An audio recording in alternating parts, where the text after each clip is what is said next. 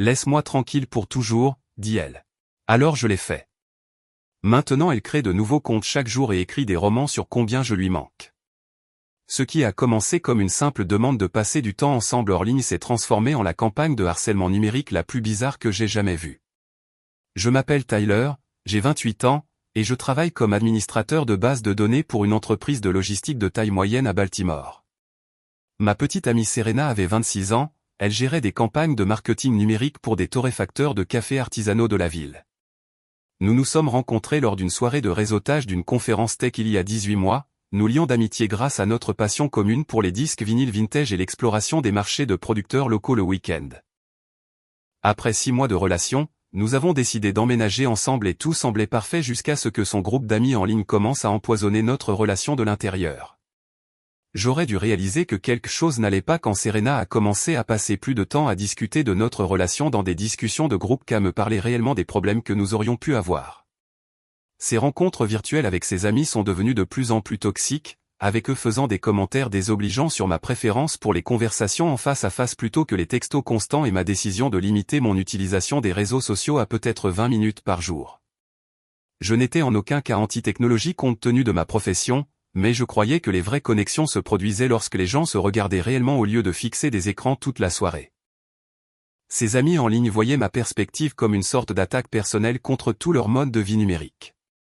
La tension a augmenté lorsque j'ai suggéré que nous essayions un week-end sans téléphone, juste nous deux à explorer quelques antiquaires et peut-être à assister à une performance de jazz en direct au centre-ville. Serena a d'abord semblé excitée par l'idée, mais après en avoir discuté avec son collectif en ligne lors de leur session de chat vidéo nocturne, elle est revenue avec des inquiétudes sur la façon dont cela pourrait représenter une forme de contrôle numérique. Selon ses amis, ma suggestion était la preuve que j'essayais de l'isoler de son réseau de soutien et de la forcer à adopter une dynamique relationnelle malsaine. J'ai trouvé cette interprétation complètement déconcertante, car j'espérais simplement que nous pourrions passer du temps de qualité ensemble sans le bourdonnement constant des notifications et la pression de documenter chaque moment pour la consommation des réseaux sociaux. Ses amis l'ont convaincu que ma présence limitée sur Instagram et ma réticence à participer à leurs discussions de groupe signifiaient que je cachais quelque chose ou que j'essayais de la manipuler par un retrait numérique stratégique. Ils affirmaient que les relations modernes saines exigeaient une transparence totale sur toutes les plateformes et que ma préférence pour garder nos moments privés réellement privés était un signal d'alarme majeur qui exigeait une intervention immédiate. La critique la plus virulente était Brianna, quelqu'un que Serena n'avait jamais rencontré en personne, mais qu'elle considérait comme sa plus proche confidente après 2 ans de messages quotidiens et d'appels vidéo. Brianna avait des opinions bien arrêtées sur chaque aspect de la vie de Serena, de ses choix de carrière à ses plans du week-end, et elle semblait particulièrement investie dans l'analyse de nos dynamiques relationnelles à travers le prisme des modèles de comportement sur les réseaux sociaux. J'ai vu Serena devenir de plus en plus anxieuse à propos de nos interactions, se demandant constamment si mes actions correspondaient à ce que le guide des relations en ligne de Brianna suggérait comme étant des comportements de petit ami sain. Quand je lui ai apporté des fleurs du marché des producteurs, elle s'est demandé si je lui faisais du lovebombing. Quand j'ai suggéré que nous cuisinions le dîner à la maison au lieu de sortir, elle s'est demandé si j'essayais de l'isoler des espaces publics où elle pourrait rencontrer d'autres personnes. Chaque geste d'affection est devenu une tactique de manipulation potentielle selon les conseils relationnels qu'elle recevait de personnes qui n'avaient jamais passé de temps avec nous en tant que couple. Je me suis retrouvé à marcher sur des œufs, essayant de naviguer dans une relation où ma petite amie basait essentiellement ses réponses émotionnelles à mon comportement sur l'opinion de la foule. L'ironie ne m'a pas échappé qu'en essayant de prouver que je n'étais pas contrôlant, j'étais contrôlé par les opinions d'étrangers qui ne nous avaient jamais vu interagir en dehors de publications soigneusement sélectionnées sur les réseaux sociaux et d'histoires de seconde main filtrées par la perspective particulière de Serena. Ce qui me frustrait le plus, c'est que ses amis prétendaient se soucier du bien-être de Serena tout en l'encourageant à se méfier de la personne qui était réellement présente dans sa vie quotidienne, soutenant ses objectifs de carrière et construisant quelque chose de réel avec elle au-delà des connexions superficielles qui n'existaient qu'à travers les écrans et les sections de commentaires. Le point de rupture est survenu 3 semaines plus tard, lorsque j'ai suggéré que nous essayions ce week-end de désintoxication numérique que j'avais mentionné auparavant, pensant que cela pourrait nous aider à nous reconnecter sans l'interférence constante de son public en ligne. La réaction de Serena a été immédiate et intense, comme si je lui avais demandé de se couper la main droite ou d'abandonner complètement sa carrière. Elle m'a dit que son collectif d'amis avait discuté de ma suggestion dans leur discussion de groupe privé et qu'ils étaient parvenus à la conclusion unanime que cela représentait une preuve claire d'oppression technologique et de manipulation émotionnelle conçue pour l'isoler de son système de soutien. Brianna avait été particulièrement agressive dans son analyse, envoyant à Serena des dizaines d'articles sur l'abus numérique et les tactiques de contrôle, soulignant des passages spécifiques sur la façon dont les partenaires abusifs essaient souvent de limiter l'accès de leurs victimes à des perspectives et des canaux de communication extérieurs. Selon leur discussion de groupe, ma présence limitée sur Instagram n'était pas seulement une préférence personnelle, mais une stratégie calculée pour maintenir le mystère et le contrôle tout en empêchant Serena d'avoir une image complète de mes relations sociales et de mes activités quotidiennes. Ils ont interprété ma réticence à rejoindre leur discussion de groupe comme la preuve que je cachais quelque chose d'important, peut-être d'autres relations ou des opinions politiques préoccupantes qui pourraient changer la façon dont Serena me percevait. Plus Serena expliquait leur raisonnement, plus je réalisais que ces personnes avaient construit un récit élaboré sur mon caractère, basé entièrement en des spéculations et leurs propres préjugés sur les hommes qui ne mettaient pas toute leur vie en scène en ligne pour la consommation publique. Brianna avait convaincu Serena que ma préférence pour les conversations en face à face plutôt que les textos était en fait une tactique de manipulation conçue pour l'empêcher d'avoir des archives écrites de nos discussions, qui pourraient soi-disant être utilisées comme preuve si je devenais un jour abusif ou contrôlant de manière plus évidente. Elles avaient analysé notre chronologie relationnelle et déterminé que ma suggestion d'emménager ensemble était arrivée trop rapidement, interprétant cela comme du lovebombing suivi de tactiques d'isolement. Même si Serena avait été tout aussi enthousiaste à l'idée de franchir cette étape et avait en fait évoqué l'idée la première lors d'une de nos visites au marché des producteurs. Ce qui m'a semblé le plus absurde, c'est que ses amis prétendaient protéger l'indépendance de Serena tout en sapant activement sa capacité à prendre ses propres décisions concernant notre relation. Lors de notre confrontation, Serena a finalement révélé le problème central, sa communauté numérique était devenue plus importante pour elle que notre relation réelle parce qu'elle avait investi 4 ans à construire ses connexions en ligne, tandis que je ne représentais que 18 mois d'expérimentation romantique qui n'avaient peut-être pas de potentiel à long terme. Elle a expliqué que maintenir l'engagement de ses abonnés et la dynamique de groupe exigeait un contenu constant et un investissement émotionnel, et que ma présence dans sa vie était devenue un facteur de complication que ses amis ne pouvaient pas facilement monétiser ou transformer en conseils relationnels partageables. J'ai écouté cette explication avec une clarté croissante sur ce que notre relation avait réellement signifié pour elle, réalisant que je n'avais pas été en compétition avec d'autres hommes, mais avec la validation et le sentiment d'utilité qu'elle tirait de son personnage en ligne et de ses amitiés numériques. Quand j'ai répondu calmement que si les mesures d'engagement de ses abonnés et l'approbation de Brianna comptaient plus que notre connexion authentique, elle devrait absolument donner la priorité à sa présence numérique et trouver quelqu'un qui serait heureux de mettre en scène sa relation pour le divertissement de son public, Serena a semblé véritablement choquée que je ne me batte pas plus fort pour prouver ma valeur ou que je ne la supplie pas de reconsidérer ses priorités.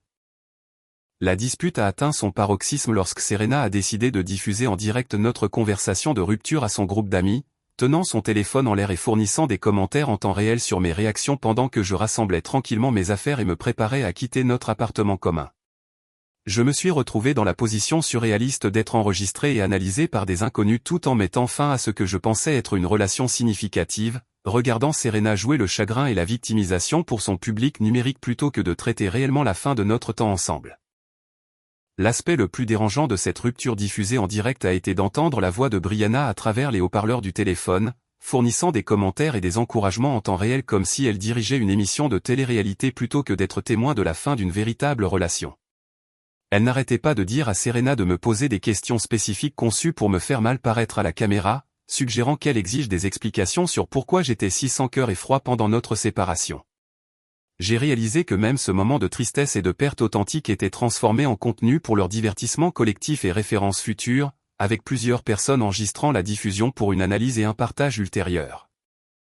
Pendant que je faisais mes valises, j'entendais Brianna coacher Serena sur ce qu'elle devait dire pour maximiser la sympathie et l'engagement, transformant notre conversation privée en un spectacle public qui serait probablement disséqué et discuté dans leurs discussions de groupe pendant des semaines.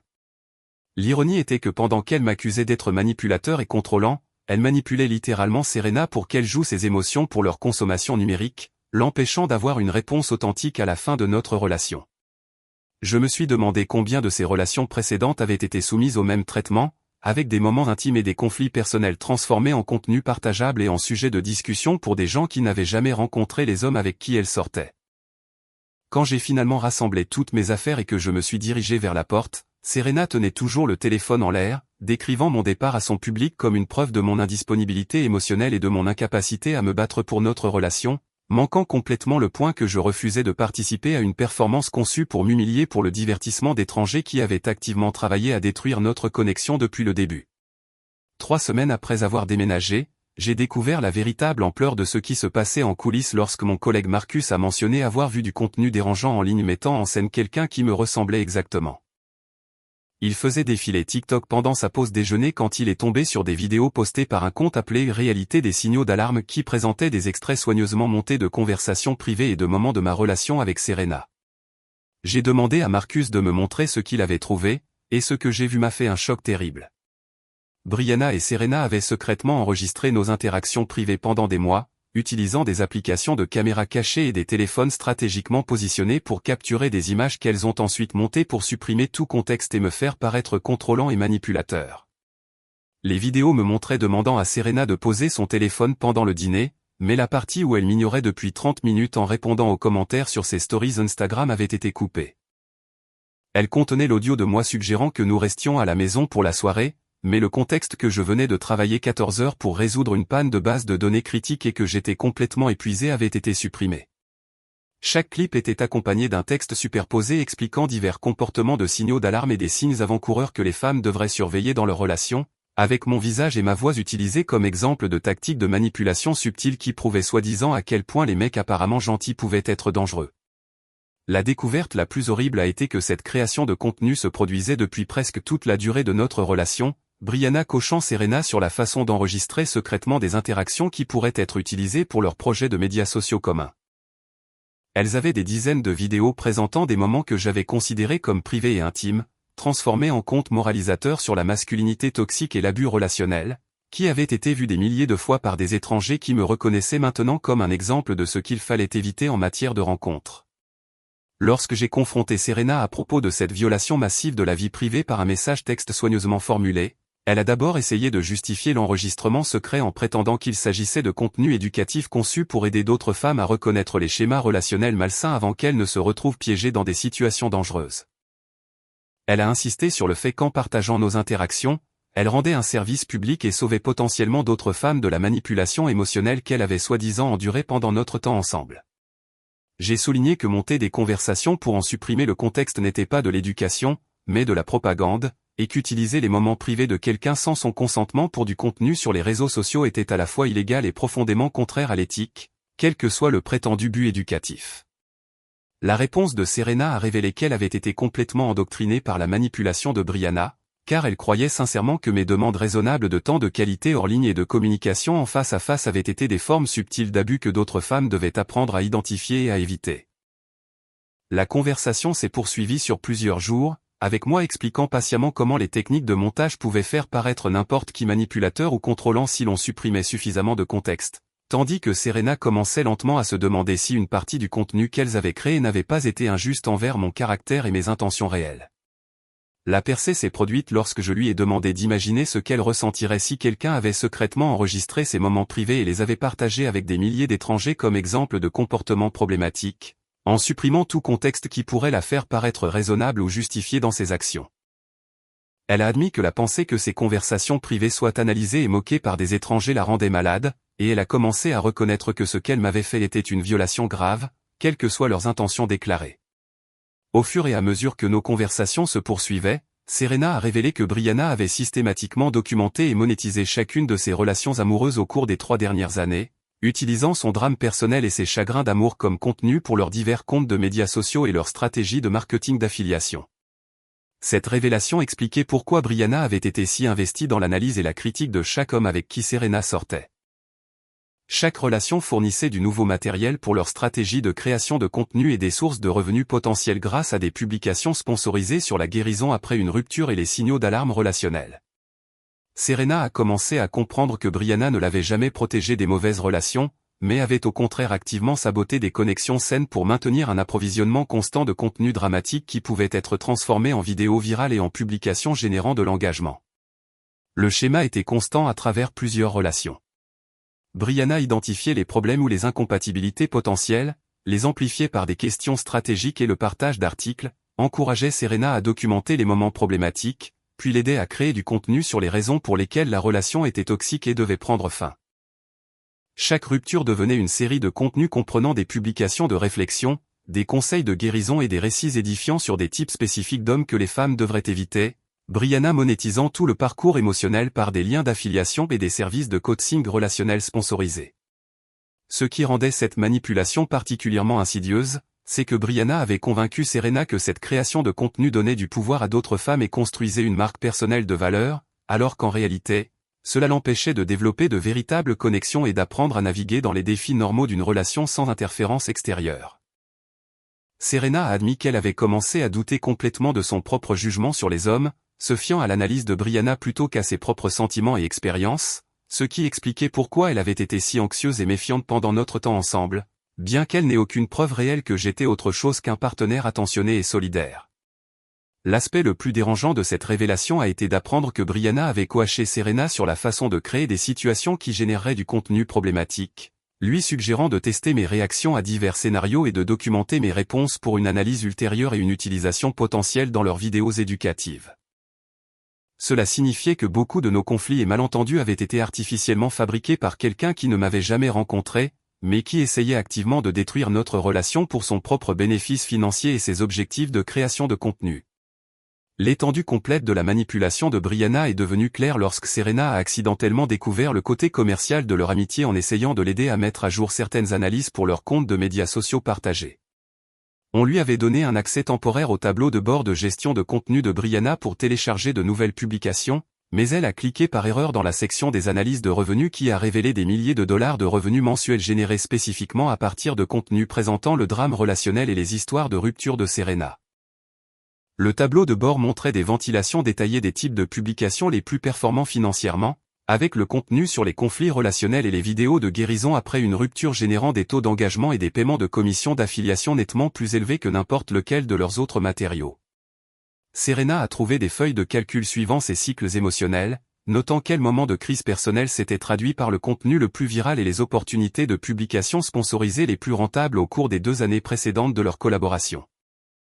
Ce qui l'a le plus choqué, c'est de découvrir que Brianna avait activement présenté son histoire personnelle à diverses marques et services de coaching relationnel, vendant essentiellement le chagrin et la vulnérabilité de Serena comme matériel marketing pour des entreprises vendant des cours de guérison après une rupture, des livres de développement personnel et des programmes de conseil en matière de rencontres. Les analyses ont révélé que le contenu mettant en scène ma relation avec Serena avait été particulièrement rentable, générant plus de 8 000 $ de commissions d'affiliation et de paiement de contenu sponsorisé au cours de nos 18 mois ensemble, avec les enregistrements secrets et la diffusion en direct de la rupture étant leur contenu le plus performant de tous les temps en termes de vues et de revenus. Serena a réalisé que Brianna avait été incitée à saboter notre relation parce qu'un partenariat stable et sain ne fournirait pas le contenu dramatique nécessaire pour maintenir leur source de revenus provenant des conseils relationnels et des promotions de produits de guérison. Cette découverte a incité Serena à enquêter sur l'implication de Brianna dans ses relations précédentes, et le schéma est devenu indéniable une fois qu'elle a commencé à regarder la chronologie objectivement. Chaque homme avec qui elle était sortie au cours des 3 dernières années avait été soumis à la même analyse et critique systématique, Brianna identifiant les signaux d'alarme et les incompatibilités potentielles qui pouvaient être transformés en contenu éducatif sur les schémas relationnels toxiques. Son ex-petit ami Marcus avait été qualifié de contrôlant parce qu'il préférait planifier les rendez-vous à l'avance plutôt que de prendre des décisions spontanées. David était considéré comme émotionnellement indisponible parce qu'il ne partageait pas ses sentiments immédiatement après l'avoir rencontré. Justin était considéré comme manipulateur parce qu'il avait des opinions politiques différentes qu'il exprimait lors des conversations au dîner. Chaque relation avait suivi la même trajectoire, enthousiasme initial de Brianna, suivi de critiques et d'analyses croissantes, puis encouragement à documenter les comportements problématiques et enfin soutien pour mettre fin à la relation, accompagné de la création de contenu sur les leçons apprises et les signes avant-coureurs que d'autres femmes devraient reconnaître. Lorsque Serena a confronté le groupe d'amis plus large à propos de ce schéma, leur réponse a révélé qu'ils étaient tous complices de la stratégie de création de contenu et avaient activement participé à la destruction systématique de ces relations amoureuses pour leurs bénéfices financiers collectifs et leur croissance sur les médias sociaux. Au lieu de montrer du remords ou de l'inquiétude quant à la façon dont leurs actions avaient affecté sa vie personnelle, ils sont immédiatement devenus défensifs et ont accusé Serena de trahir leur amitié en remettant en question leur méthode et leur motivation. Brianna est rapidement passée en mode de gestion de crise, affirmant que leur contenu avait toujours eu pour but de donner du pouvoir aux femmes et que Serena était manipulée par moi, même après notre rupture, si elles ne pouvaient pas voir la valeur de ce qu'elles avaient construit ensemble. Le groupe a commencé à créer des publications sur la guérison des relations toxiques et sur la façon dont les ex-partenaires abusifs essaient souvent de monter leurs victimes contre des amis solidaires qui tentaient de les protéger du mal. Ils ont suggéré que la critique soudaine de Serena à l'égard de leur stratégie de contenu était la preuve que j'exerçais toujours un contrôle psychologique sur ses décisions, même si nous ne nous étions pas parlé depuis des semaines, à l'exception de la conversation par texto sur les enregistrements secrets. Ce qui est devenu clair, c'est que ces personnes ne s'étaient jamais vraiment souciées du bonheur ou du bien-être de Serena, mais avaient vu sa vulnérabilité et ses difficultés relationnelles comme des opportunités de contenu précieuses qui pouvaient être monétisées par leurs divers partenariats d'affiliation et accords de publication sponsorisés. Toute leur amitié avait été construite autour de l'exploitation de son drame personnel à des fins de gains financiers, chaque crise relationnelle fournissant du nouveau matériel pour leur empire sur les médias sociaux et leurs efforts de développement commercial. La réalisation la plus dévastatrice pour Serena a été de comprendre qu'elle avait perdu des connexions authentiques avec plusieurs hommes bien à cause des conseils et de l'interférence de personnes qui avaient des incitations financières à la garder célibataire et émotionnellement instable, puisque les relations stables ne génèrent pas le type de contenu dramatique que leur public convoitait et que les annonceurs étaient prêts à payer. 3 mois après notre rupture, les conséquences de la campagne de manipulation numérique de Serena ont commencé à la rattraper d'une manière qu'elle n'avait jamais anticipée lorsqu'elle était au sommet de l'engagement de ses abonnés et du succès de la création de contenu. Le groupe d'amis qui avait semblé si solidaire pendant notre drame relationnel s'est rapidement tourné vers de nouvelles cibles une fois qu'ils ont réalisé que l'histoire de Serena avait fait son temps et ne générait plus le type d'engagement viral qui se traduisait par des opportunités de contenu rentables. Brianna a commencé à présenter plus en évidence les difficultés relationnelles d'autres femmes, remplaçant essentiellement Serena comme source principale de contenu dramatique pour leur empire sur les médias sociaux, ce qui l'a laissé se sentir abandonnée et confuse quant à sa place dans la dynamique de groupe qui avait consommé tant de son énergie émotionnelle. Serena a commencé à créer plusieurs comptes de médias sociaux pour me contacter, rédigeant des articles de blog élaborés déguisés en contenu sur le parcours de guérison et les leçons apprises sur diverses plateformes, y compris Instagram, TikTok, Medium, et même LinkedIn, où elle a tenté de présenter notre relation comme une expérience de développement professionnel. Sa création de contenu est devenue de plus en plus désespérée et transparente, avec des publications analysant chaque aspect de notre temps ensemble tout en prétendant offrir des aperçus sur la croissance personnelle et la guérison relationnelle à son public décroissant. L'ironie ne m'a pas échappé qu'elle vivait maintenant exactement ce qu'elle m'avait fait subir, voyant ses émotions privées disséquées et analysées par des inconnus en ligne. Sauf que dans son cas, c'était auto-infligé plutôt qu'enregistré secrètement et monté par des amis manipulateurs. Pendant ce temps, j'avais commencé à sortir avec Maya, une biologiste marine qui travaillait à l'Aquarium national du centre-ville et représentait tout ce que Serena n'avait pas été en termes de connexion authentique et d'intérêt sincère à construire quelque chose de significatif ensemble. Maya appréciait la communication réfléchie et partageait ma préférence pour les expériences plutôt que la documentation, comprenant que les moments les plus précieux se produisaient lorsque les gens étaient pleinement présents plutôt que de jouer pour les publics des médias sociaux. Notre relation s'est développée naturellement, sans l'interférence constante de conseillers en ligne ou la pression de créer du contenu partageable, nous permettant de découvrir notre compatibilité par une interaction réelle plutôt que par une analyse algorithmique. La création de contenu de Serena s'est intensifiée de manière spectaculaire lorsqu'elle a découvert Maya par des relations mutuelles et des profils de médias sociaux professionnels, ce qui l'a amené à développer des scénarios fictifs de plus en plus élaborés sur notre réunion inévitable et des publications d'analyses détaillées sur les raisons pour lesquelles Maya était manifestement une distraction temporaire plutôt qu'une relation sérieuse. Ses anciens amis numériques ont activement encouragé ce comportement obsessionnel en présentant ces schémas de publication désespérés comme du matériel d'avertissement pour leur propre public, monétisant essentiellement sa dépression émotionnelle de la même manière qu'ils avaient précédemment monétisé son drame relationnel avec moi. Le contenu qu'ils ont créé sur le comportement post-rupture de Serena comprenait des captures d'écran de ses messages provenant de multiples comptes, une analyse de ses articles de blog sur notre relation, et des commentaires sur la façon dont les femmes ne devraient pas poursuivre les hommes qui avaient clairement tourné la page, la transformant en le type même de sujet de contenu problématique qu'elle avait autrefois aidé à créer sur d'autres personnes. Ce qui rendait cette situation particulièrement cruelle, c'est que Brianna et le groupe généraient des revenus des deux côtés du parcours émotionnel de Serena, ayant profité de la destruction de notre relation et profitant maintenant à nouveau de la documentation de ses tentatives désespérées pour reconstruire ce qui l'avait aidé à démolir par leur manipulation et leur interférence systématique. Le cycle de création de contenu était devenu complètement auto-entretenu, Le comportement de plus en plus erratique de Serena fournissant du nouveau matériel pour les publications d'avertissements sur la guérison des relations et les récits édifiants sur ce qui se passe lorsque les femmes ne gèrent pas correctement les ruptures selon leur méthodologie approuvée. Sa création de multiples comptes et ses articles de blog élaborés étaient capturés et analysés comme des exemples de mécanismes d'adaptation malsains et de comportements de harcèlement numérique. Brianna se positionnant comme une experte pour aider les femmes à éviter ces schémas problématiques tout en encourageant simultanément les comportements mêmes qui généraient des opportunités de contenu rentable. La manipulation psychologique était extraordinaire dans sa complexité et sa cruauté, car il créait essentiellement les problèmes qu'il prétendait aider les gens à résoudre, maintenant un cycle constant de drame et de guérison qui pouvait être monétisé par des liens d'affiliation, des publications sponsorisées et des promotions de services de coaching relationnel. Le désespoir de Serena est devenu de plus en plus évident à travers ses schémas de création de contenu, avec des publications qui ont commencé comme de vagues références à la croissance personnelle et au parcours de guérison devenant progressivement des tentatives plus spécifiques et transparentes de communiquer directement avec moi par des plateformes publiques. Elle a écrit des analyses détaillées de la chronologie de notre relation, créé des scénarios hypothétiques sur ce qui aurait pu se passer si certaines conversations s'étaient déroulées différemment, et a même commencé à rédiger des dialogues fictifs qu'elle prétendait représenter ce qu'elle aurait souhaité pouvoir dire lors de nos dernières disputes. Ses publications LinkedIn sur les leçons de relations professionnelles et les perspectives de réseautage étaient particulièrement surréalistes, alors qu'elle tentait de présenter notre connexion amoureuse comme une étude de cas en communication et collaboration en milieu de travail, tout en espérant manifestement que je verrais le contenu et répondrais à ses tentatives de prise de contact professionnel.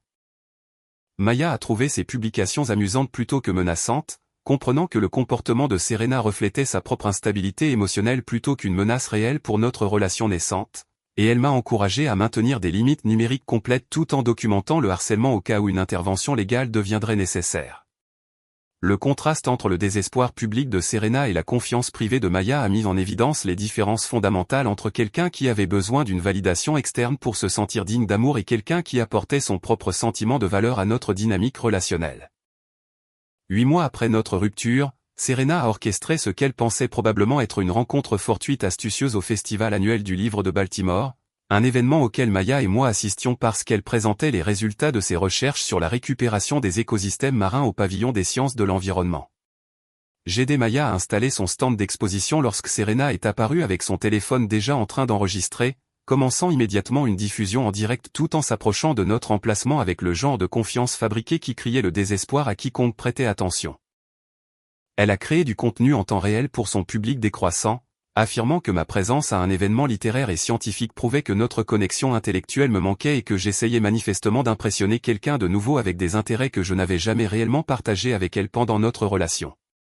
L'ironie était que le travail de Maya représentait exactement le type de réalisation substantielle et de passion authentique que j'avais toujours trouvé attrayant, alors que Serena avait passé la majeure partie de notre relation à consommer du contenu de médias sociaux plutôt qu'à développer une véritable expertise ou des intérêts significatifs au-delà du maintien de son image en ligne. Brianna et plusieurs membres de son ancien groupe d'amis numériques se sont trouvés à surveiller la diffusion en direct de Serena depuis leur propre compte, créant immédiatement du contenu de réaction et encourageant leurs abonnés à enregistrer la confrontation pour un potentiel viral futur et des opportunités de création de contenu. Ils traitaient essentiellement l'humiliation publique de Serena comme un divertissement tout en se positionnant comme des experts de la guérison saine des relations et du maintien des limites numériques, profitant de sa dépression en temps réel tout en maintenant leur propre statut d'observateur anonyme. Lorsque Serena s'est approchée de notre stand et a commencé sa performance diffusée en direct sur le fait que Maya était manifestement une situation de rebond temporaire et que notre présence partagée à un événement intellectuel prouvait une sorte de connexion cosmique, j'ai géré la situation avec le même calme professionnalisme qui l'avait frustré lors de notre conversation de rupture initiale. J'ai présenté Maya comme ma petite amie, j'ai brièvement expliqué aux passants inquiets que nous avions affaire à quelqu'un qui n'avait pas accepté la fin de notre relation, puis j'ai éloigné Maya de la situation, tandis que Serena continuait de diffuser son appel émotionnel à des milliers de spectateurs, y compris de nombreux inconnus qui assistaient maintenant à sa dépression publique. L'aspect le plus dérangeant de cette confrontation n'était pas le comportement de Serena lui-même, mais de l'avoir joué la vulnérabilité et le chagrin d'amour pour un public qui comprenait des personnes se moquant activement de son désespoir tout en l'encourageant simultanément à continuer de créer ce genre de contenu pour leur propre divertissement et leurs objectifs de monétisation. Maya a géré toute la situation avec une grâce remarquable, comprenant que les actions de Serena reflétaient ses propres problèmes non résolus plutôt qu'une menace réelle pour notre relation, et elle a suggéré que nous documentions le harcèlement au cas où une intervention légale deviendrait nécessaire pour protéger notre vie privée et notre sécurité. Les suites de cette confrontation publique ont révélé la vraie nature de l'ancien groupe d'amis de Serena, car ils ont immédiatement commencé à créer du contenu d'analyse sur la rencontre tout en se positionnant comme des experts en relations qui pourraient aider d'autres femmes à éviter de commettre des erreurs similaires dans leur propre processus de guérison post-rupture. Ils ont présenté des enregistrements d'écran de la diffusion en direct de Serena comme des exemples de ce qu'il ne faut pas faire lorsqu'on rencontre un ex-partenaire avec quelqu'un de nouveau, ignorant complètement leur propre rôle dans l'encouragement des schémas de comportement même qu'ils critiquaient maintenant pour l'éducation et le divertissement de leur public. Brianna a spécifiquement créé une série en plusieurs parties sur le harcèlement numérique et le maintien de limites saines, utilisant la dépression publique de Serena comme une étude de cas tout en faisant la promotion de divers produits d'affiliation liés aux services de thérapie et aux ressources de développement personnel qui pourraient soi-disant aider les femmes à surmonter les schémas d'attachement malsains. Le niveau d'exploitation était à couper le souffle par son impudence, car il profitait essentiellement de chaque étape du parcours émotionnel de Serena tout en maintenant une dénégation plausible quant à leur propre manipulation et interférence tout au long du processus. Ce qui m'a le plus frappé dans cet incident, c'est à quel point Serena avait complètement perdu tout sens de l'expression de soi authentique, jouant chaque émotion et réaction pour un public qui comprenait des personnes qui se moquaient activement d'elle tout en prétendant offrir soutien et conseil. Son incapacité à avoir un moment privé ou un sentiment authentique sans le transformer en contenu a révélé à quel point la manipulation numérique avait endommagé sa capacité à une véritable connexion humaine et à un traitement émotionnel. Le contraste avec la présence authentique et la confiance sincère de Maya n'aurait pas pu être plus frappant, car elle représentait tout ce que Serena aurait pu être si elle ne s'était pas laissée consumer par le besoin de validation externe et de performance en ligne. 14 mois après notre rupture, j'ai demandé Maya en mariage lors d'une retraite de week-end tranquille dans un chalet de la baie de Chesapeake que nous avions loué spécifiquement parce qu'il n'y avait pas de service cellulaire et un accès limité à Internet, nous permettant de nous concentrer entièrement l'un sur l'autre sans les distractions numériques constantes qui avaient empoisonné ma relation précédente. Maya a dit oui pendant que nous regardions le lever du soleil sur l'eau, et nous avons passé la matinée à faire des plans pour une cérémonie intime qui donnerait la priorité à une connexion significative plutôt qu'à la documentation sur les médias sociaux, avec une politique stricte de non-téléphone qui garantirait que notre mariage resterait une célébration privée plutôt qu'une opportunité de création de contenu. Pendant ce temps, Serena continuait de créer quotidiennement plusieurs nouveaux comptes sur diverses plateformes, écrivant des publications élaborées de style fanfiction sur notre relation tout en restant complètement isolée à la fois de ses anciens amis en ligne et de toute nouvelle connexion romantique potentielle en raison de sa réputation bien établie d'exploiter les relations personnelles pour la création de contenu numérique. Son désespoir était devenu légendaire au sein de la communauté des médias sociaux de Baltimore, les groupes de rencontres locaux avertissant spécifiquement les membres de sa tendance à documenter et à partager des interactions privées sans consentement, la mettant effectivement sur liste noire des espaces numériques même où elle s'était autrefois sentie la plus puissante et connectée. Elle a tenté un dernier contact par un courriel professionnel déguisé en demande de collaboration en marketing numérique, affirmant qu'elle avait besoin de mon expertise en base de données pour un projet client tout en cherchant en réalité une réconciliation personnelle sous le prétexte de réseautage professionnel et d'opportunités de développement professionnel. Le courriel était pathétiquement transparent dans ses véritables intentions, rempli de références à notre histoire commune et de sous-entendus subtils sur tout ce qu'elle avait appris de ses erreurs, tout en maintenant la fiction qu'il s'agissait d'une demande purement professionnelle qui n'avait rien à voir avec son obsession évidente et continue de reconstruire notre connexion personnelle. J'ai transféré le message à Maya, qui a encouragé le maintien de limites numériques complètes et a suggéré que nous bloquions tous les comptes connus de Serena tout en nous concentrant sur la planification de notre cérémonie de mariage intime avec la famille et les amis qui soutenaient réellement notre relation plutôt que d'essayer de l'exploiter à leur propre fin. Nous avons passé les semaines suivantes à créer une liste d'invités de personnes qui valorisaient la connexion authentique plutôt que la performance numérique, planifiant une célébration dont on se souviendrait pour l'amour que nous partagions plutôt que pour le contenu qu'elle pourrait générer pour les algorithmes des médias sociaux et les mesures d'engagement. L'ironie finale était que pendant que Serena continuait de créer des récits fictifs sur notre réunion inévitable et d'analyser chaque aspect de notre relation passée pour son public décroissant, Maya et moi construisions le genre de partenariat authentique que Serena n'avait jamais été capable de maintenir parce qu'elle avait été trop absorbée par la performance de l'amour plutôt que de le vivre réellement avec quelqu'un qui méritait son attention authentique et son investissement émotionnel. 2 ans plus tard, Maya et moi avons célébré notre premier anniversaire de mariage au même endroit de la baie de Chesapeake où je l'avais demandé en mariage, réfléchissant à combien nos vies s'étaient améliorées depuis que nous nous étions engagés à donner la priorité à la connexion réelle plutôt qu'à la performance numérique et à la validation des médias sociaux.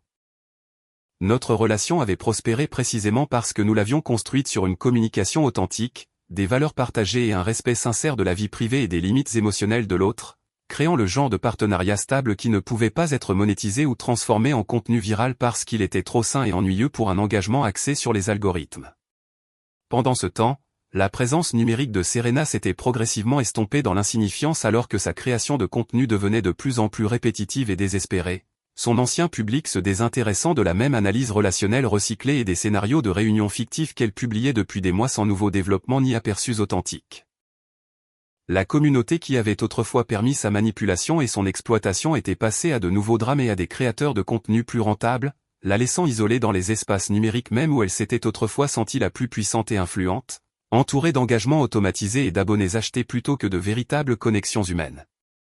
Sa tentative de reconstruire sa présence sur les médias sociaux autour du coaching relationnel et du contenu de croissance personnelle a échoué de manière spectaculaire lorsque des clients potentiels ont fait des recherches sur son passé et ont découvert son historique d'exploitation des relations privées pour la consommation publique, détruisant toute crédibilité qu'elle aurait pu avoir en tant que personne qualifiée pour offrir des conseils sur les dynamiques de partenariat saines et les limites émotionnelles. La dernière chose que j'ai entendue par des connaissances communes, c'est que Serena avait finalement supprimé la plupart de ses comptes et déménagé dans une autre ville, apprenant, espérons-le, à construire des relations authentiques sans l'interférence de la manipulation numérique, et des pressions de création de contenu qui avaient détruit sa capacité à une véritable connexion humaine et à une intimité émotionnelle.